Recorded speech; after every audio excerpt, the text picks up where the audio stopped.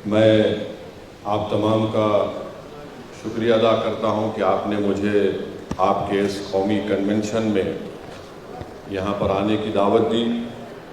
और मैं शुरुआत में ही आपको ये बताना चाहूँगा कि अभी जो 42 रेजोल्यूशन को यहाँ पर मंजूर किया गया है, मैं अपनी जानिब से, अपनी पार्टी की जानिब से, हमारे तमाम लोगों की जानिब से इसका सपोर्ट करता हूँ और उम्मीद करता हूँ कि ये तमाम 42 रेजोल्यूशन हमारी ज़िंदगी में हम इसको पूरा होते देखेंगे।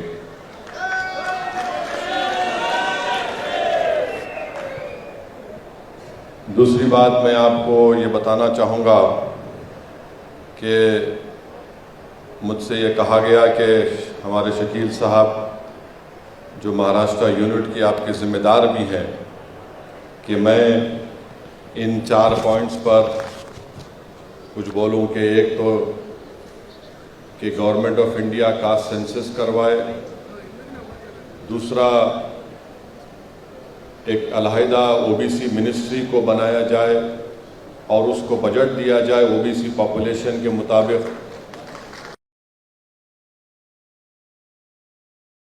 50% की जो सीलिंग है उसको ख़त्म करके उसको बढ़ाया जाए। तो मैं इन 4 चीज़ों पर यही बोलना चाहूँगा कि भारत सरकार के आंकड़े ये बताते हैं कि आज इस देश में, हमारे वतन अजीज़ में 22% अपर कास्ट लोगों के पास 41% देश की दौलत है। और उसमें ये भी आंकड़े ये बताते हैं कि टॉप 1% जिसके पास हाउस होल्ड्स हैं दौलत के एतबार से, उनके पास 25% मुल्क के पूरे एसेट्स हैं और 5% जो टॉप के लोग हैं उनके पास 46% देश की दौलत है। तो इसलिए बहुत ज़रूरी है कि ये जो मांग की जा रही है कि ओबीसी का सेंसस हो, ये बहुत ज़रूरी है। और दूसरी बात यह है कि अभी बताया गया कि ओबीसी का पॉपुलेशन 52% है। मैं नहीं समझता कि 52% है, बल्कि ये 60% के ऊपर होगा। मगर अफसोस की बात यह है कि 52% को 27% के लिए लड़ना पड़ता है। माने 52% 27% के लिए लड़ेंगे और जो 22% अपर कास्ट है उनको 50% कोटा दे दिया गया। तो ये सरासर नाइंसाफ़ी है और हम हुकूमत से डिमांड करते हैं कि वो इस पर गौर करे।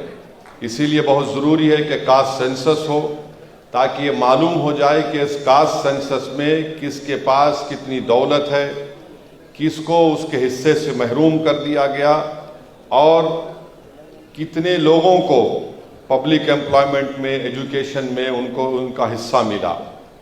जो राज्यसभा में भारत सरकार ने डेटा दिया है उसमें यह बताया गया कि 457 सर्विंग सेक्रेटरीज, जॉइंट सेक्रेटरीज और एडिशनल सेक्रेटरीज जो भारत सरकार में है, उसमें से 457 serving secretaries, joint secretaries, additional secretaries में सिर्फ 19 ओबीसी कैटेगरी के हैं।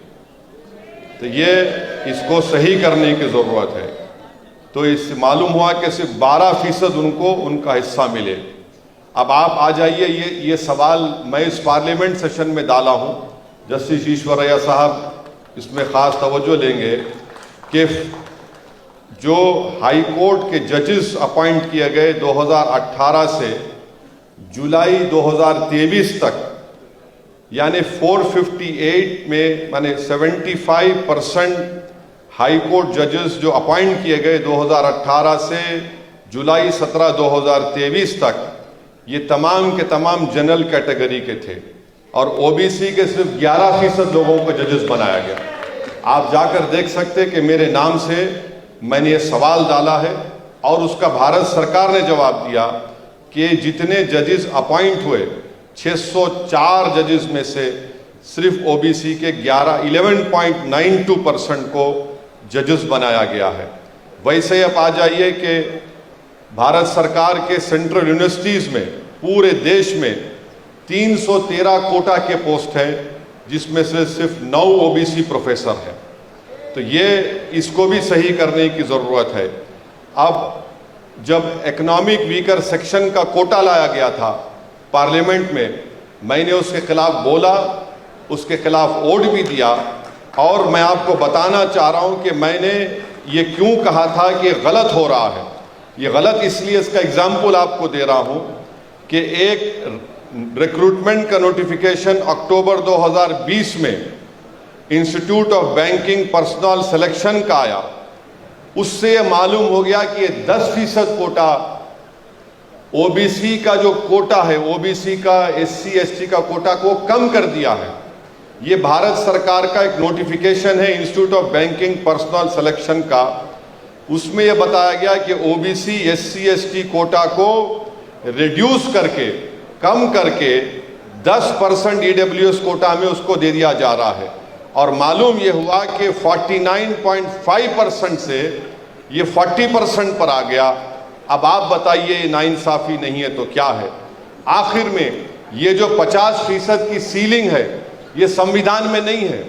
ये क्रीमी लेयर की बात संविधान में नहीं है। मैं बड़ी इज्जत के साथ कह रहा हूं कि ये बनाया गया है कोर्ट की तरफ से, ये इन्वेंशन किया गया है। और अगर सरकार चाहे तो 50% कोटा को ब्रीच करना चाहिए, उसको बढ़ाना चाहिए और क्रीमी लेयर को भी सोचना चाहिए ये क्रीमी लेयर से कितना नुकसान होता है। अभी हमारे बबन राव साहब ने कहा कि जस्टिस रोहिणी कमीशन के बारे में कहा गया है, बिल्कुल मैं उसको सही मानता हूं।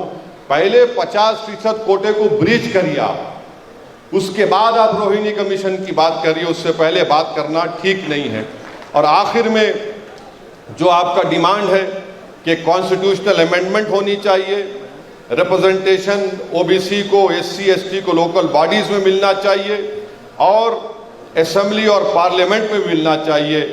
मैं पूरी तरीके से आपसे कह रहा हूं कि मैं इसका साथ हूं। संविधान में अमेंडमेंट होना चाहिए। और याद रखिए, हमारे भारत की राजनीति का उसूल ये है, उसकी तल्ख हकीकत ये है कि जिसके पास पॉलिटिकल पावर होगा उसी की तकलीफ को दूर किया जाएगा। अगर आपके पास पॉलिटिकल पावर नहीं है, आप रोते रहिए, आप इस दुनिया से चले जाइए, मगर हालात बदलने वाले नहीं हैं। तो पॉलिटिकल पावर को हासिल करिए।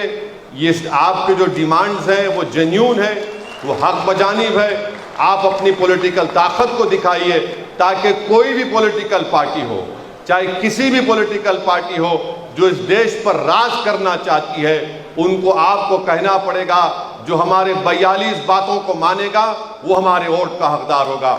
मैं आप तमाम का फिर से शुक्रिया अदा करता हूं, खास तौर से हमारे जस्टिस ईश्वरैया साहब का कि आपने मुझे यहाँ पर आने की दावत दी। और आपको इस बात का तयक़ुन दे रहा हूँ, आश्वासन दे रहा हूँ कि देश के जिस हिस्से में आप मुझे बुलाएंगे, मैं आने के लिए तैयार हूँ, आपके साथ खड़े रहने के लिए। बहुत बहुत शुक्रिया।